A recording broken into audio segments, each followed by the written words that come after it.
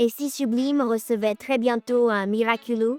Et si son rôle dans la saison 6 de Miraculous Ladybug était bien plus crucial que ce qu'on pense? Ce qui à première vue semblait être un simple personnage secondaire pourrait bien devenir une pièce maîtresse du puzzle. Dès son apparition, Sublime a intrigué. Mais c'est surtout dans la post-générique de son épisode dédié qu'un détail change tout, sa connexion potentielle à Tomo Tsurugi. Cette simple interaction suggère qu'elle pourrait être intégrée au plan d'une organisation plus vaste, et cela la met automatiquement sur le radar des porteurs potentiels. Et ce n'est pas tout. Sublime s'installe progressivement dans le cercle rapproché de Marinette, comme amie, comme interlocutrice de confiance. De là à devenir porteur d'un Miraculous? Possible. Et selon plusieurs indices, ce serait celui du renard. Pourquoi? D'abord, l'un des plans montre Sublime jouant de la flûte. Clin d'œil limpide à l'arme du Miraculous du renard, surtout venant d'une série connue pour semer ses indices très tôt dans sa narration. Ensuite, dans l'épisode Illustraté, Marinette confie un Kwagatama à Alia. Un objet lourd de sens, signe qu'elle pourrait être désignée comme future Ladybug si Marinette tombe ou s'absente. Ce scénario pose une nouvelle configuration. Alia reprend le costume de Scarabella et doit céder son renard à une nouvelle porteuse. Celle qui serait la plus proche? Sublime. Les autres héros sont tous mobilisés. Les options se réduisent. Tout pointe vers elle. Alors oui, selon cette logique, Sublime recevra le Miraculous du renard. Et même si ce n'est que temporaire, cela marquerait une étape majeure dans son développement. A l'inverse, un personnage comme Soslin, bien que présent plus tôt dans la série, semble désormais hors course. Peu utilisé, déconnecté de l'intrigue principale, esquissé puis oublié.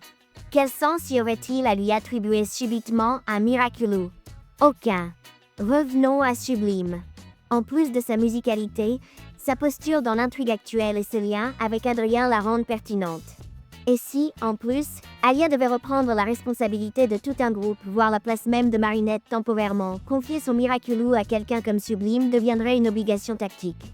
Ce qui nous mène aussi à d'autres questions brûlantes, comme celle du désir de Lila lors de l'arc du spécial de Londres. Certains pensent qu'elle a voulu supprimer Marinette de l'existence. Extrême? Oui. Mais pas illogique dans la logique narrative de Lila. Manipulation, haine obsessionnelle, comportement extrême. Et surtout, tout porte à croire que Marinette est un être ancrage temporel comme dans les films Marvel, un point fixe qui assure la stabilité de l'univers. Si Marinette n'existe pas, Bonix non plus. Et sans Bonix, c'est toute la timeline qui explose. Ce serait là le vœu dévastateur de Lila, détruire la fondation même de l'univers de Miraculous. D'un autre côté, le personnage de Ré semble s'en prendre désormais à Zoé, et ce sans raison claire. Certains proposent qu'il soit lié à Chloé pour saboter la stabilité émotionnelle de Zoé, pour lui voler son Miraculous, pour la pousser au retrait. Peut-être un plan indirect de Chloé pour récupérer son statut perdu. Probable. Possible. Surtout si on comprend Ré comme outil de vengeance sourde. Et puis il y a également la question d'un spin-off sur le multivers avec Bunix. Astruc a laissé entendre qu'il avait des idées. Mais soyons honnêtes, avec la création de séries comme Stellar Force au Japon ou le projet au Brésil, tout indique que la production veut explorer de nouveaux marchés plutôt que consolider ce qu'elle a déjà séduit. C'est stratégique bien sûr, mais tristement réaliste. Une série sur Shadybug et Clou Noir semble de plus en plus improbable. Plus surprenant encore, l'idée de voir Argos rendre temporairement le Miraculous du pont à Nathalie pour qu'elle endosse de nouveau le rôle de Mayura. C'est audacieux mais pas absurde.